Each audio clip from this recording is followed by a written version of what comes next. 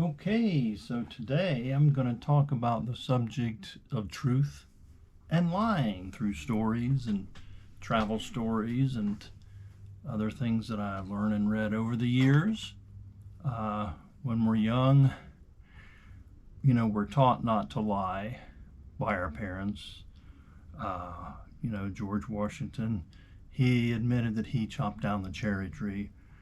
Whether he really did or admitted, we don't know, but that's what history tells us. Therefore, we shouldn't lie. But I think it's natural for children to learn how to lie because obviously they don't want to get in trouble. It's like when I was young, we would always look to see where mom had hid the Christmas presents, and we'd always figure out where they were and what they were. And so one time, and I was very young, and so it was a box that said table tennis on that. And I'm like, what? What is table tennis? So I thought, how in the world can I figure out what table tennis is? And I didn't know who to ask. Nobody I knew what it was. And so I tried to casually throw in the conversation, somehow that I would, bring it up, kind of like Ralphie in A Christmas Story, trying to tell his parents to buy him the Red Ryder BB gun by putting in a advertisement in their magazine they're reading.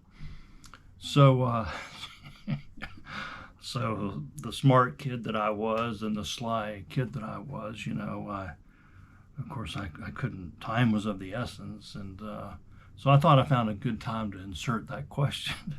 And I don't remember what the conversation was, but somehow I threw in, "Oh yeah, Mom, what's table tennis?" She goes, "You looked at your presents, didn't you?" No, no, no. I just wanted to know. So, kids are always, they have to learn the value of not lying, but because they can see an immediate value of lying sometimes, and that's what they learn. And you don't know what to believe from your parents or from your peers or from history. And let's look back, at the beginning of time, we have the Bible as one of the first documents that was written. And the Bible, of course, has the Ten Commandments. And in the Ten Commandments, does it prohibit lying? What do you remember from your youth? It says, "You shall not bear false witness against your neighbor." Now, that's very specific. That doesn't say don't lie, because bearing false witness had substantial ramifications back then. And let me tell you a story about our travels. We were traveling in Belgium, and we went through Germany and Austria. But anyway, we were in Belgium, several cities. Ghent was the most beautiful, my favorite. But Bruges was very historic, and it's interesting. Their history was more of marketing and sales of goods, because they were the great, you know, marketers in the probably from the 1300s on, and they became very wealthy.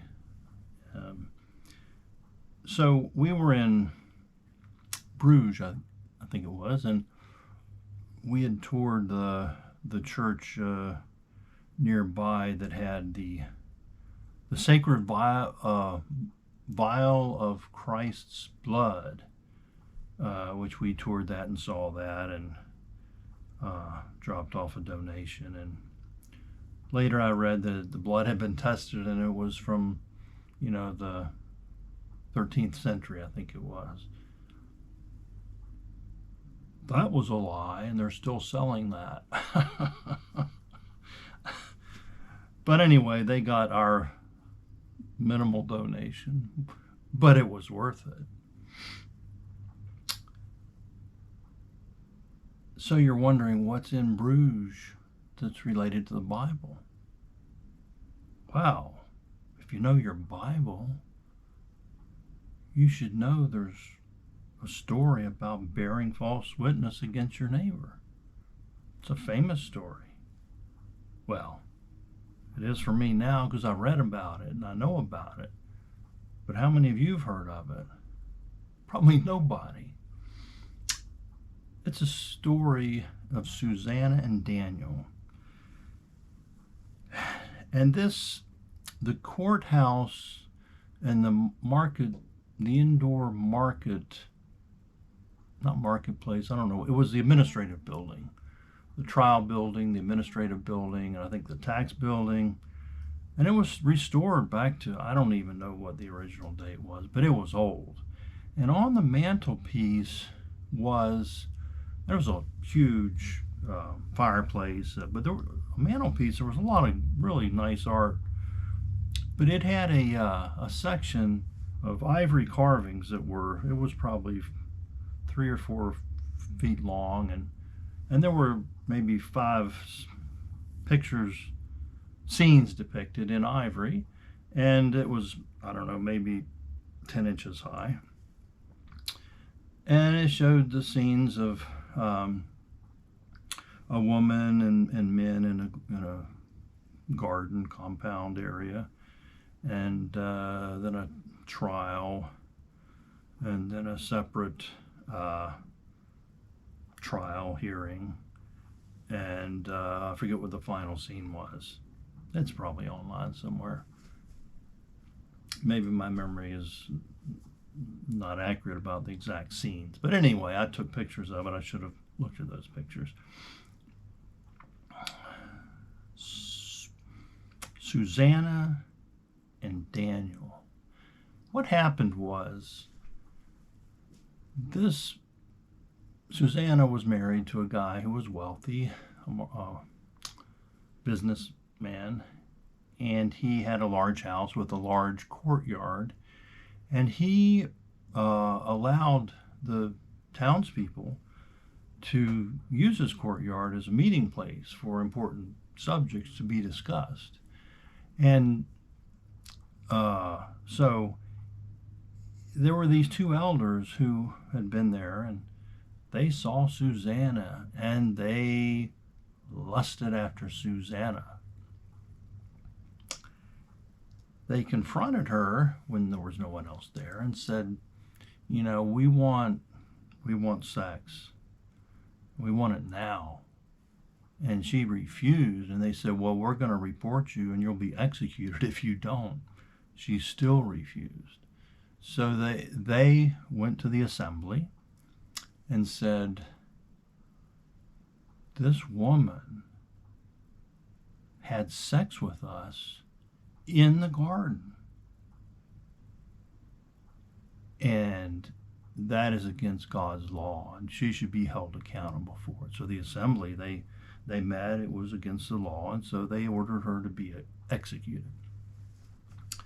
So she prayed and prayed, and Daniel showed up and heard about the problem. And he said to the assembly, now just wait a minute, let's think this through. Let me talk to these 2 elders, but I want you to separate them, and I'm going to talk to one at a time. And so he asked the first one, now exactly where was it that you had sex? And he described the tree, and Daniel asked him, well, what kind of tree? How big was it? And so on and so forth. And he described it. And so then he brought in the other elder and said, you know, where did you have sex with this woman? And he described the tree and the name of it and the size of it. And it was completely different. And the elder of the assembly was, you're lying. And they ordered Susana to be released, and the 2 elders were executed. So I'm sure everyone has heard of that biblical story. That goes into the story of cross-examination. In the law, I was trained as an attorney. There's a lot of training about cross-examination and how that's the greatest machine for discerning what the truth is. And it can be if you know what you're doing. And it can be very good. And I did a lot of trials, and I learned to take advantage of things that come out that witnesses say during a trial that you use to your advantage and you win the case. And that is probably one of the most satisfying things I've ever done in my life. Winning a rowing race or winning a basketball game is very fine, and losing them is very awful. But winning a trial based on something you do during a trial that's unexpected is fantastic. Now, my first trial, I had started working and I was trained, and my first trial ended up having 4 trials in 1 week. And this first trial, it was a older woman who had not paid for her prescription drug at a grocery store. And this was when you could pay for it at the prescription, or you could pay for it up front. I think you had the option. And they had discovered that she didn't pay for it, and she went through the checkout and didn't pay for it, and so they arrested her at the grocery store. And we tried the case. That was my first case, and I had someone else there with me at the state attorney's office helping me or watching me. And so we ended up the case, and the judge was talking, and I didn't know what the heck the verdict was going to be. This was a non-jury trial. And it was a county judge, an old guy who just was a really colorful,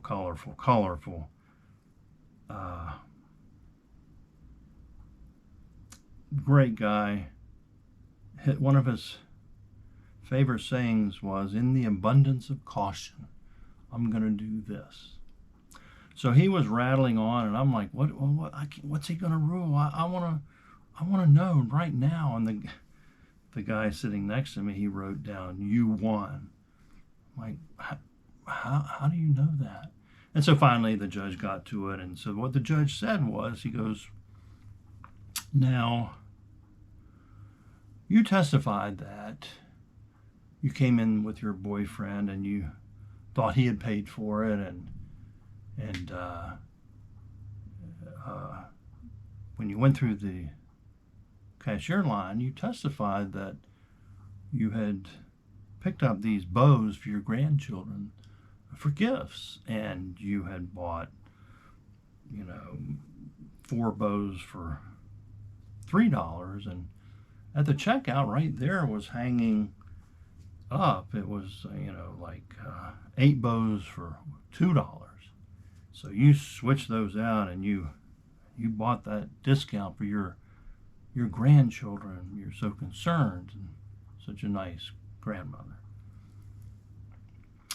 And the judge said, "You testified that you thought that the drug had been paid for, and that you couldn't see, you left your glasses in the car, and you couldn't see the receipt that said it was still due or was not paid for, but yet you could see the price of these bows on both packages from far away. It was hanging up in the checkout line.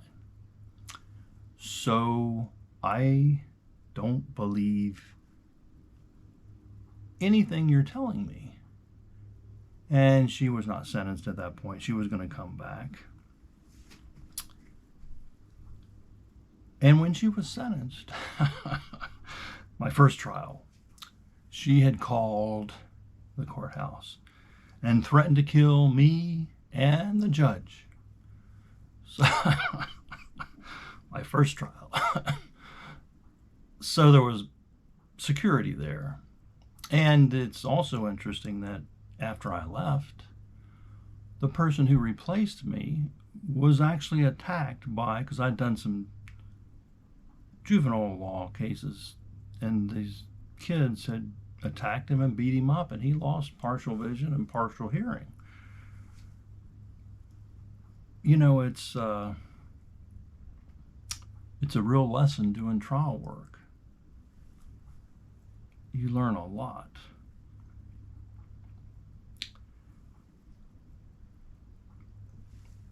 Cross-examination, trial work.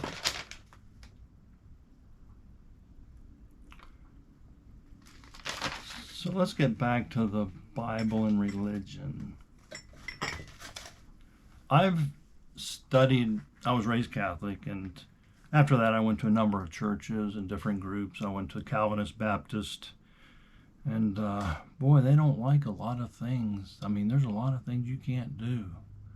And, you know, you can't drink wine. And, you know, I would have conversations about, well, why can't you drink wine? I mean, Jesus turned water into wine and provided it to all of his wedding guests, or the wedding guests at the party. And certainly he wouldn't provide something that was bad.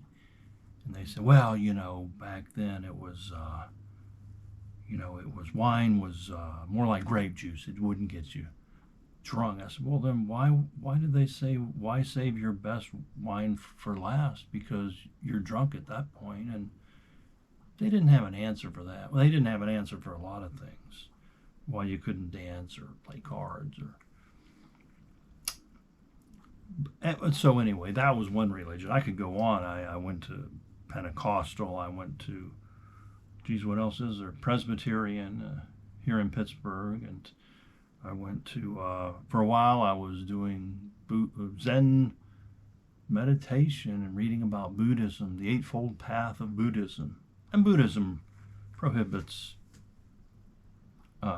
lying. I don't recall the exact words of how they parse what lying is and isn't, but of course they prohibit lying. What other religions? Well, I've been to a lot of different temples, Indian temples. I haven't been to a Jewish service, just to a bar mitzvah. But I've read a lot of the Jewish Talmud, actually, and seen a lot of Jewish TV shows and movies. And the Talmud, I think, is actually the best. It contains the most wisdom of any religious group out there. I mean, it has good practical wisdom about everyday living. And that's based on centuries and centuries of trial and error and thinking about it and so forth. But the Talmud, they forbid lying or deceiving. They forbid fraud in business. But they do have some exceptions. You know, that old white lie issue has to come into play, doesn't it? Their three exceptions are, you don't parade your learning. If you're a learned rabbi, you're not going to, at every chance, brag about what you know and what you can do and who you've met. And so you can lie or not disclose certain things that you know about.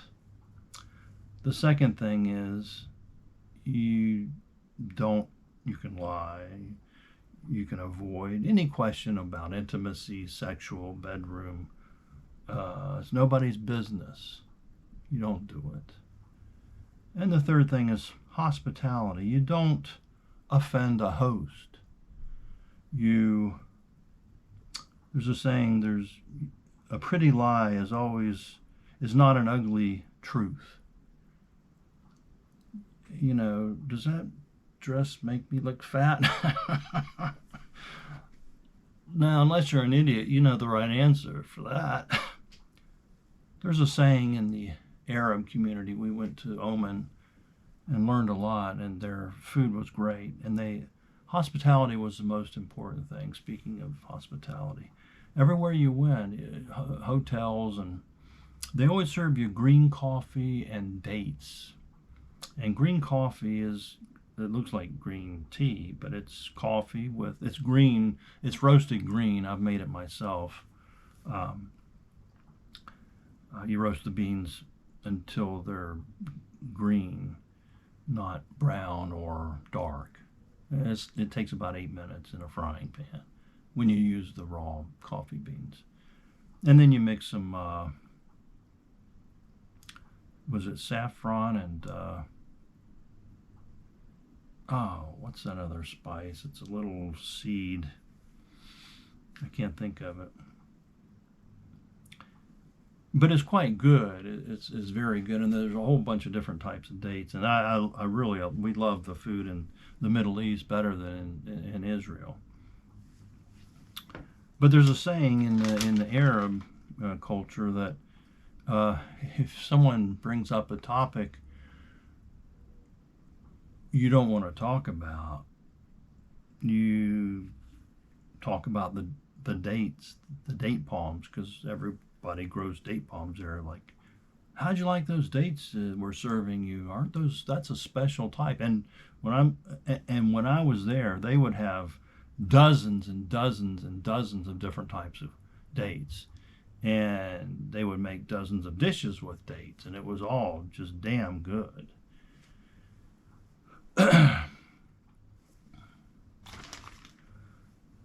So that's the religious. Now, another thing about the religion, and I've said this in my last video about the Islamic religion, they do have the idea of taqiyya, which means holy lying. You don't, if you have to if you're in danger, I mean, you don't want to disclose your Muslim religion by practicing your praying and all that.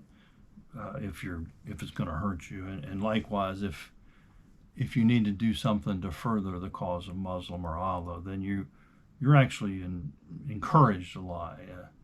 That's a good thing.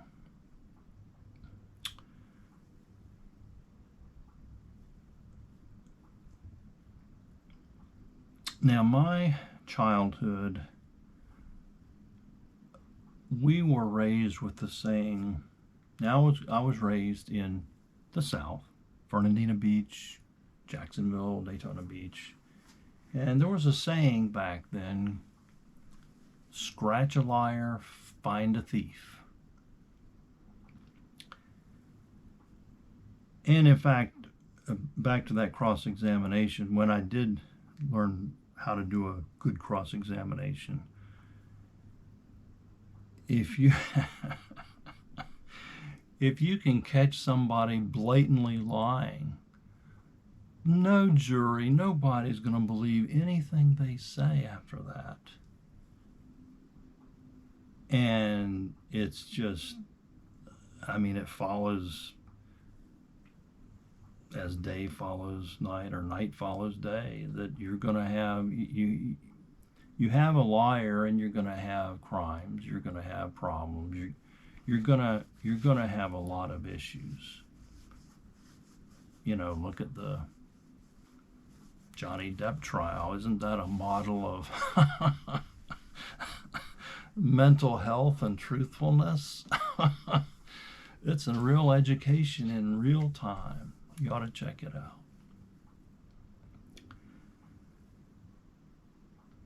All right, what is lying? You know, over the last 4 or 5, 6 years, there was a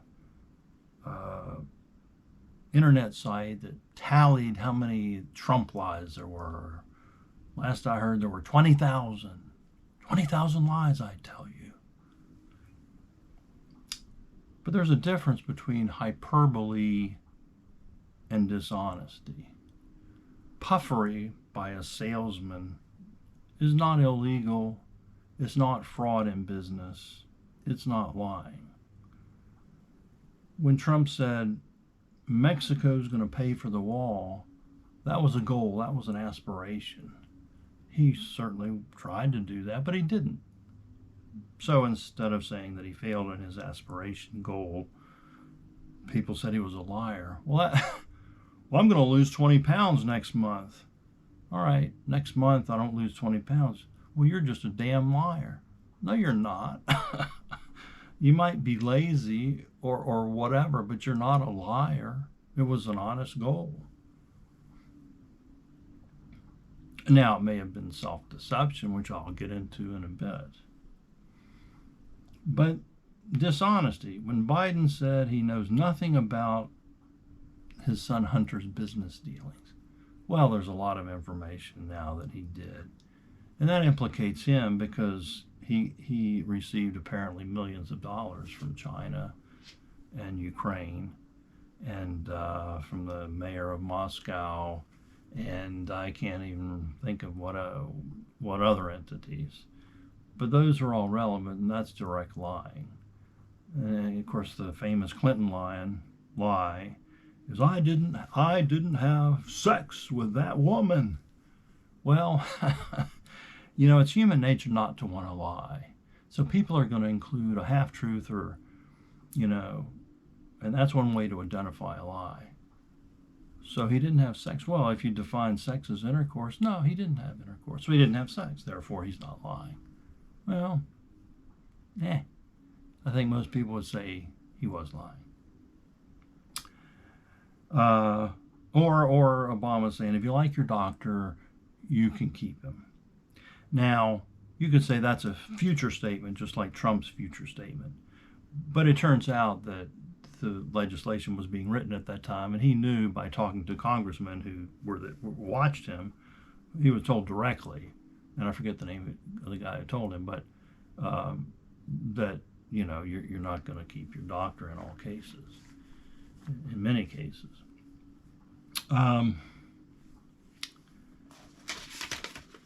Let's see what else we can talk about here. Traveling, it's interesting. Whenever I would travel to Mexico or Puerto Rico or even parts of Texas and the Middle East, nobody, you ask somebody a question, nobody ever will say, I don't know. They'll give you an answer, where is such and such? Well, it's over here. And a lot of times the information was completely inaccurate. Now, whether they were just messing with us, whether they didn't want to admit they didn't know, I don't know. But it was a real common. After you see this every time, it's a rule of law, at least in my experience. I mean, a dozen examples don't necessarily make a rule, but it's certainly close enough for me.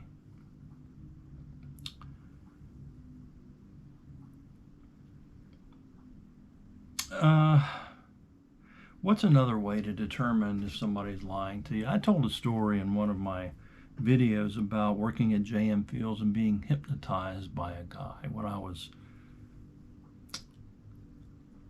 15 or 16. And it's interesting, when I first saw the guy, I was repulsed by him.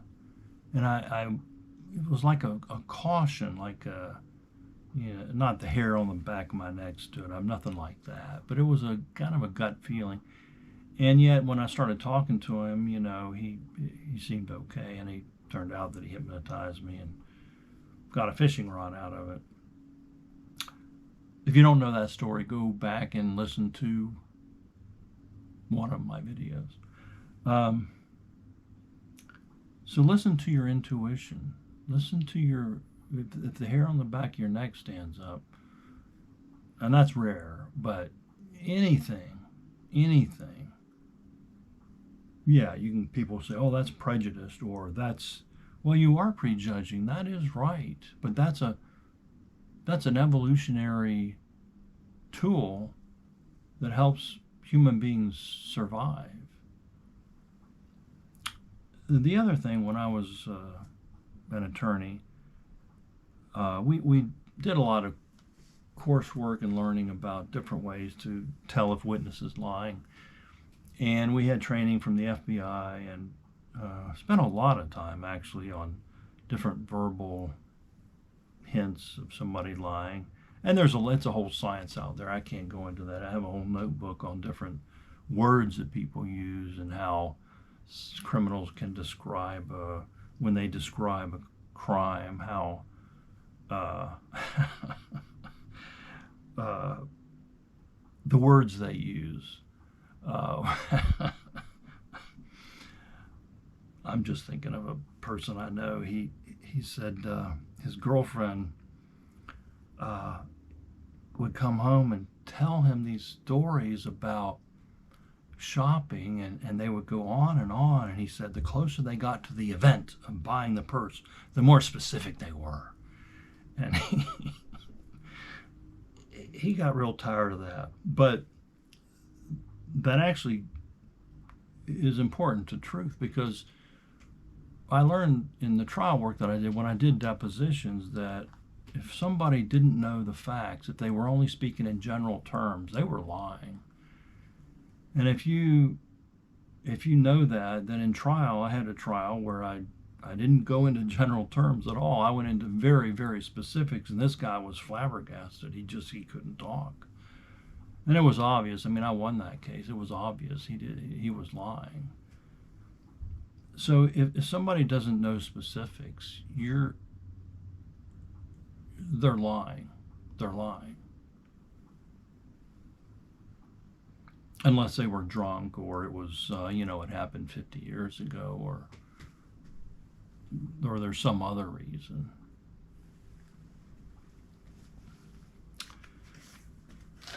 Okay, lying. What about lying to yourself? It's called self-deception. Oh, no, I don't deceive myself. Nobody deceives themselves. That's stupid. That's crazy talk.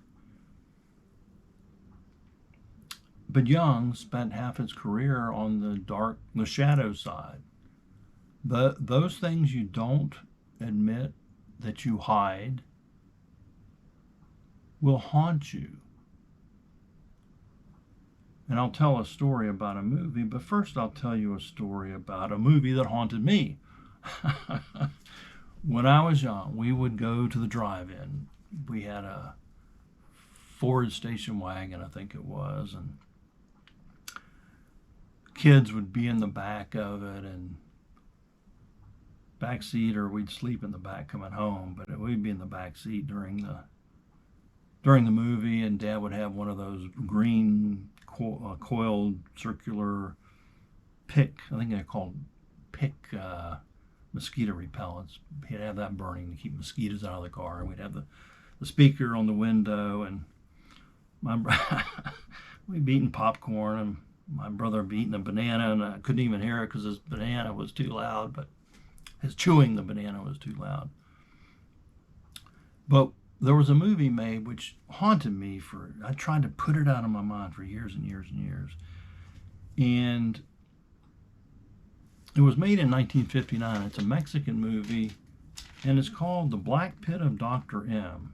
1959 Mexican movie, made in Spanish, but it was later dubbed into English. And I don't know when we saw it. I mean, I was born in 56, and we probably saw it when I was 5, maybe.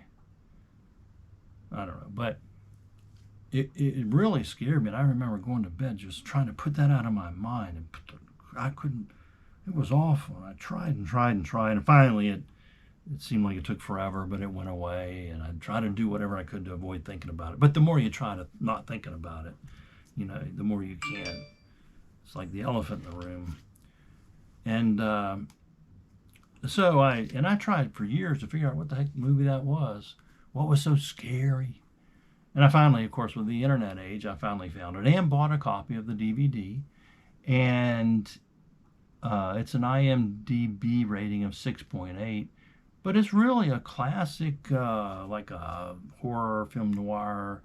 I mean, it's kind of hokey because the special effects are, but the concept and idea is actually quite brilliant and interesting, and it's actually worth watching. It's I think Rotten Tomatoes, the viewers only gave it a 50%, but I'd give it a 70%. A 6.8 I think is more accurate. But the truth was that I finally did black that black pit out of my dreams and memory. But self-deception. There was a movie made. There was a belief years ago. I mean, with Jung and Freud and even in Victorian England, that hysteria was caused by people blacking out and not confronting things that bothered them or things they thought were wrong. And there's a lot of stories. I think it was actually there's a good movie. I wish I remember the name of it. I think it was Jung. I think it was. He had a female student. I think she had sexual problems with that caused hysteria, and she ended up having an affair with Jung, and that solved her problems, if I'm correct. And but she later went off to Russia and was killed by the Nazis, I believe it was. Yeah, she was killed by the Nazis. It's a good movie, very good movie. Self-deception. So the movie, if anybody has seen it, it's called Hysteria. And it's about masturbation. In Victorian England, and again in Freudian society, and in Austria, and in Jungian society, in Switzerland, Austria, Germany, there were women that had some sexual issues. And they believed that they were taught by the Victorian society, the religious society, that the sex was evil and bad and masturbation was bad for you. And so they started having physical reactions to that. And this doctor in London, this is in the movie Hysteria, true story, he found that if these women that had hysteria, if he masturbated these women with his hand until they had an orgasm, they would be much happier. And it was justified because he was a doctor. It couldn't be bad if he was a doctor. But he started to get carpal tunnel of his arm and hand and wrist. So he hired an assistant, a young assistant, to do the same thing. And this young assistant's roommate was he was an engineer, an engineering student. And so this engineering student, they talk about their jobs, and the engineering student said, well, that's interesting. I think I can make you an electric dildo, and that's going to make me a lot of money, and that's going to make you'll be able to do a lot more patients every day. I'll make you and your boss a lot of money. And he did that, and it did for everybody involved. They all lived happily ever after. And the women were cured. Now I think they don't. I mean, the diagnosis of hysteria is still a proper diagnosis, and I believe that the foundation is still considered self-deception, which leads to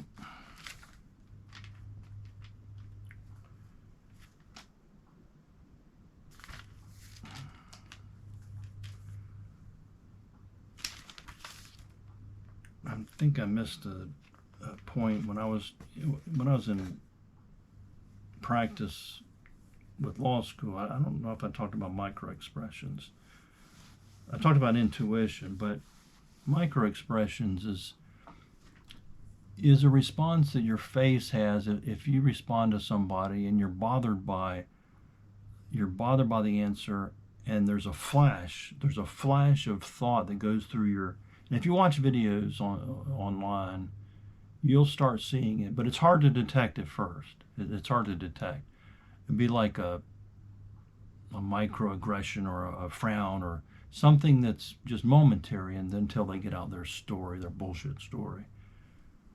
And there's something to it. I mean, this, according to this training, that they tried asking doctors and lawyers and judges and mothers. They took these categories of people who should know the truth to figure out. They'd have somebody lie to them, and then somebody tell them the truth, and they'd say which one's lying. And the only group that could, with any statistical prowess, that was good were CIA or Secret Service agents who had been trained in microaggressions, and it was fairly consistent and accurate. And I think now they actually have programs where they test your voice. I mean, your pitch or your voice, and they'll detect microaggressions actually with IT software, and it's supposed to be pretty accurate. I mean, much better than a polygraph test. So that gets to the self-deception issue. Now, self-deception. It's interesting because, you hear things like, well, fake it until you make it. Well, isn't that self-deception? Yes and no. I think there's a real validity to fake it until you make it, because there's also a saying, you become what you do. And if you don't want to act like a car salesman, don't become a car salesman. If you don't want to act or be like an engineer, don't become an engineer, et cetera, et cetera. I do think there's studies that say if you wake up and you force yourself to laugh or smile, or I think there's even therapy groups called laughing yoga or something. Now, I'm not into these hot yoga or laughing yoga, but I do think there's something to. I've talked about the importance of small events in your life, like enjoying a good cup of coffee, enjoying a good laugh, enjoying good comedy, enjoying a good relationship. I mean, Sven and I we're always joking and laughing, and it's not put down humor. It's not, some people, and that's the culture, and that's the way a lot of people are. But laughter's good. And there's also studies done that say that salesmen. It's interesting. Salesmen who, when they fail with a sale, they don't blame themselves, they blame someone else. And I personally, I think that has to do with a level of charisma, a level of confidence that salespeople have to have. And it's also a level of not buying into failure. I mean, failure, that's how people learn, is by failure. That's how you learn to be a better basketball player, is failing in things. My first trial, I didn't notice the woman figuring out the bows.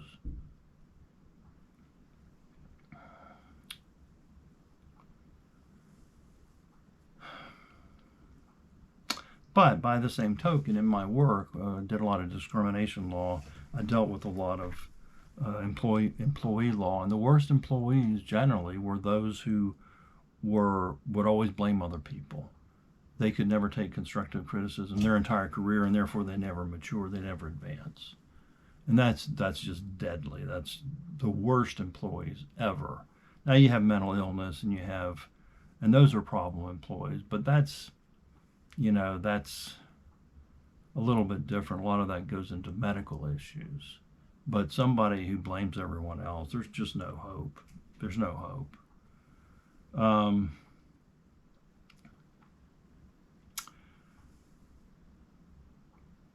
More about masturbation. So, different cultures. When we've traveled to the Middle East, and when I travel, I talk to people. So, these two tour guides, one of them was an Egyptian Muslim who was divorced, and I was asking him, just the two of us, about, well, Dubai has all these folks, these men from India and all over the world, and there's no women. What do you do about, like, do you have legal prostitution, or what's going on there? He goes, well, under Muslim law, prostitution's illegal, and masturbation, you can't spill your seed. That's against the Quran, and he said, so we have a lot of sports organizations and activities for these immigrants. And I'm like, yeah, right. But so we were talking about that, and my wife started coming up, and he goes, shh, don't. I said, oh no, it's okay. We can talk about it. So she came back, and we finished the conversation. It was interesting. The other tour guide, he said,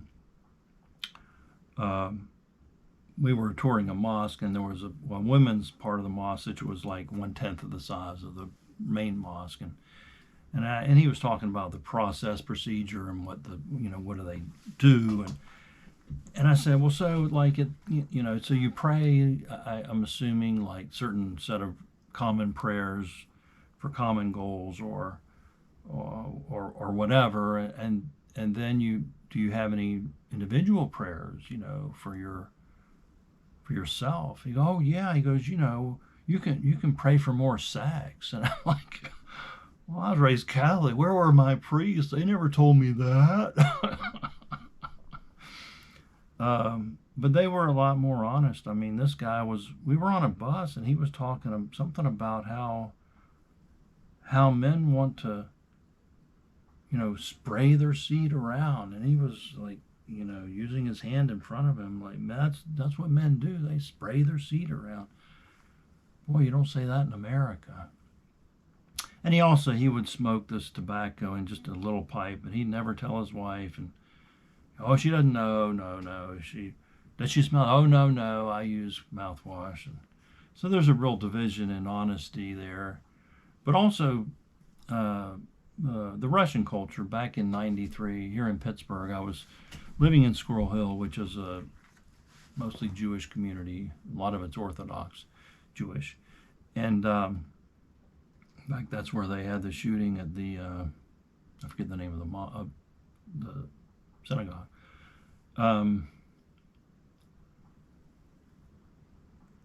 So a lot of people were coming over to Pittsburgh from Ukraine and Russia, and it was interesting. We would talk a lot, and when you socialize with a Russian, you don't have a hot dog on a paper plate and drink beer watching a football game. You sit down at a table with bottles of vodka, and if it's New Year's, you sit there all night and play the guitar or sing and talk and talk and talk. But they're a very honest culture, very honest people to their friends or to their family, but not to anybody else.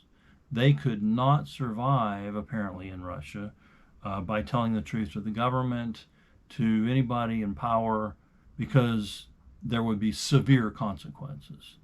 So it was acceptable, predicted, recommended that you have to deceive.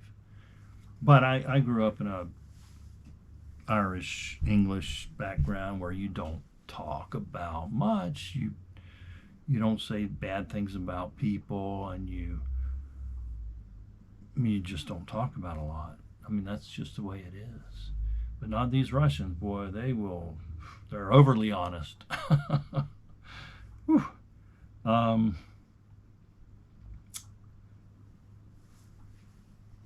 What else? Another thing that you can do to detect dishonesty or character is when you meet somebody for the first time, or somebody that's breaching a topic for the first time, and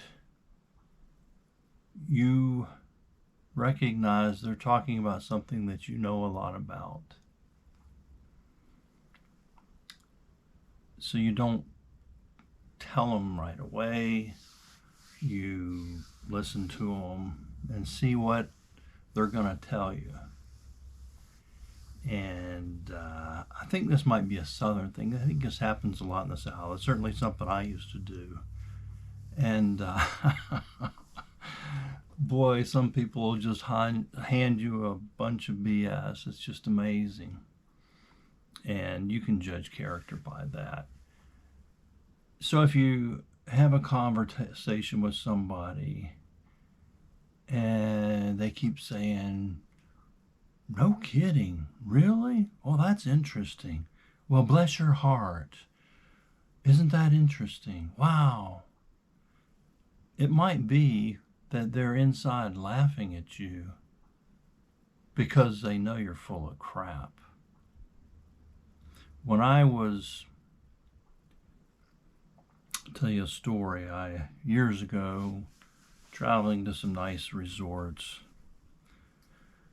there was a guy, I told him I'd been doing what my job was in discrimination law, and he said, "That's funny, we bought out a company and we met the manager, and boy, we thought he was stupid. He was down in the Southern Company, and he talked slow and he walked slow, and he joked with his employees, and he would take long lunch hours or cut out early, and sometimes his shirt wasn't tucked in, and boy, we just thought he was stupid."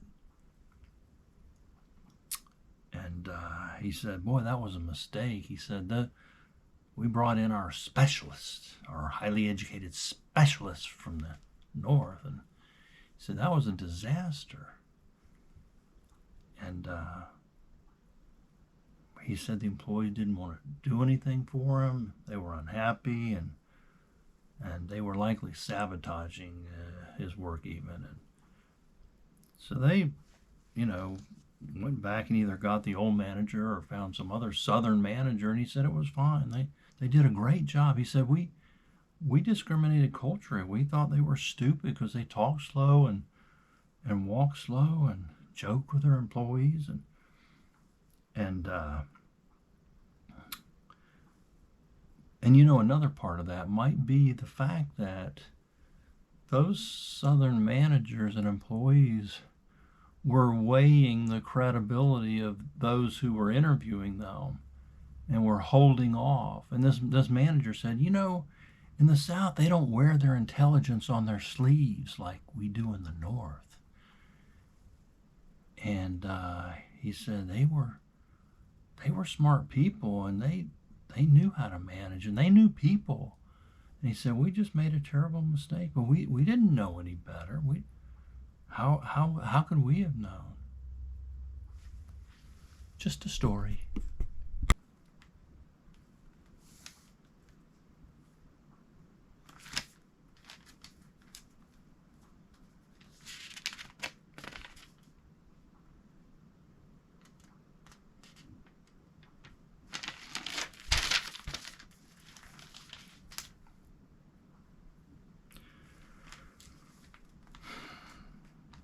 Well, that's all there is to know that you need to know about truth and lying.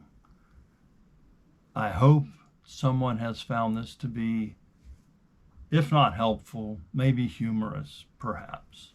Thanks for watching.